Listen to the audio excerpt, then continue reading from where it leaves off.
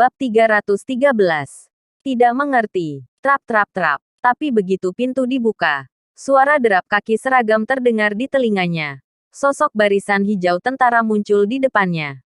Setelah melihatnya dengan jelas, Remy tercengang. Ini. Dampak pasukan khusus di depannya pada dirinya terlalu besar. Dia tidak terbiasa untuk sementara waktu. Beberapa orang di belakangnya hendak berteriak, tetapi mereka segera terlempar ke tanah. Tidak ada waktu bereaksi sama sekali. Pasukan khusus ini mendobrak masuk kediaman Dewa Perang dan mengapit Remy ke dalam. Siapapun yang menghalangi jalan ditumbangkan. Setelah membersihkan penghalang jalan, Nathan dan beberapa orang masuk. Pasukan khusus beranggotakan 300 orang masuk ke kediaman Dewa Perang. Para penjaga di dalam mengira ada orang telah mendobrak masuk. Segera melawan. Tetapi ketika melihat semakin dekat, hampir mati ketakutan. Dalam waktu kurang dari 30 detik, semua penjaga di kediaman Dewa Perang sudah dikendalikan. Tidak mengeluarkan gerakan. Serangan diam itu benar-benar menakutkan. Dapat dilihat bahwa para penjaga hasil pelatihan Kirin telah menjadi sekelompok harimau yang mengaum. Setelah dengan cepat menduduki kediaman Dewa Perang Spencer, para penjaga berdiri dalam dua baris dengan cepat mencapai aula keluarga Spencer. Nathan dan rombongannya datang. Di aula konferensi, Regan Spencer duduk dengan kokoh sambil meminum teh. Ryan sedikit khawatir. Apa di luar terjadi sesuatu? Regan Spencer tersenyum. Jangan khawatir. Remy bisa menanganinya. Hugo hanya menunjukkan senyum rahasia tanpa mengucapkan sepatah kata pun. Duar, pintu aula konferensi tiba-tiba hancur berkeping-keping oleh kekuatan yang sangat besar. Detik berikutnya, puluhan pasukan khusus masuk ke dalam ruangan. Mereka dengan cepat berdiri dalam dua baris. Adegan tiba-tiba ini membuat Regan dan Ryan kaget. Kenapa ada prajurit yang datang? Dilihat dari seragamnya seperti pasukan khusus. Regan Spencer, beraninya kamu.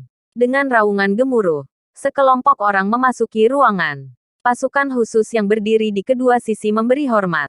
Adegan ini membuat Regan Spencer ketakutan. Ryan hampir lemas terkulai. Sebagai keluarga Spencer, adegan besar apa yang belum pernah dilihat. Tapi pemandangan di depannya benar-benar menakutkan. Apa yang sedang terjadi di sini? Melihat Nathan, Hugo bangkit berdiri. Regan Spencer langsung mengerti bahwa ini baru orang-orang Hugo, yang tadi disebutkan dalam membawa bencana bagi keluarga Spencer. Senang melihat Tuan Hugo baik-baik saja. Nathan tersenyum. Ya, mereka tidak mempersulitku, kata Hugo. Ryan ditatap oleh Green Dragon. Dia lemas tak bertenaga. Bahkan tidak bisa mengucapkan sepatah kata pun. Siapa orang-orang ini? Apakah masih ada orang seperti ini di Anhemia? Mengapa dulu tidak tahu? Regan Spencer pantas disebut orang besar. Dia menenangkan pikirannya dan bertanya. Bila boleh tahu, siapa kalian? Orang yang menulis surat untukmu, kata Nathan. Dewa Perang, Clark. Regan Spencer mengerutkan kening. Sulit dimengerti. Maaf. Aku benar-benar tidak tahu kapan karakter seperti ini muncul di keluarga Clark. Ayah dan anak Spencer. Tidak mengerti. Tuan Spencer, Anda bisa dengan berani membayangkan. Saat ini di Anhemia ada Dewa Perang bernama Clark. Hugo mengingatkan. Dewa Perang Clark Anhemia. Tidak tahu. Dewa Perang. Clark, tunggu. Wajah Regan Spencer berubah drastis dan terkejut. Dia memandang Nathan dan berkata curiga. Mungkinkah itu Dewa Perang Kunlun yang legendaris? Bab 314. Ditipu Tobe Daisuke. Ya, tebakanmu benar. Kirin tertawa. Nathan berkata, tidak. Kamu adalah Dewa Perang yang sebenarnya. Duar, mendengar ini, Regan Spencer ketakutan hingga hampir pingsan. Dewa Perangku adalah julukan yang diberikan oleh orang-orang dunia gelap. Bisakah itu sama dengan Dewa Perang yang sebenarnya?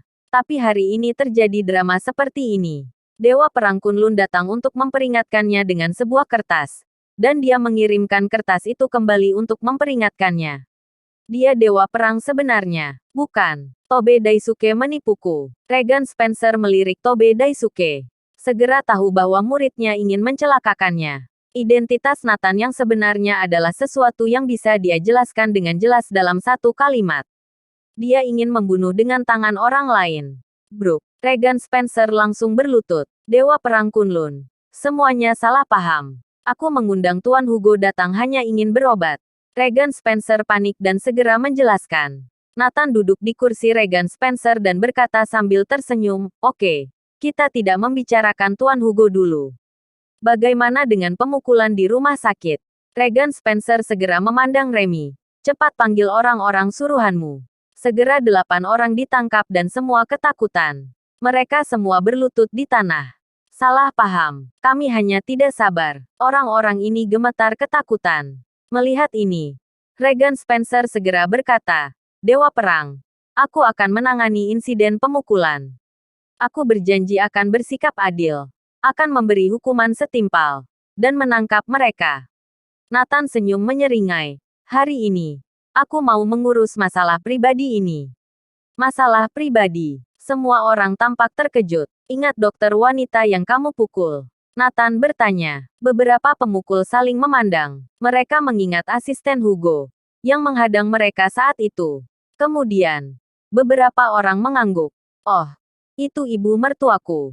Begitu Nathan mengucapkan kata-kata ini, seluruh ruangan terdiam. Seolah-olah udara telah tersedot habis.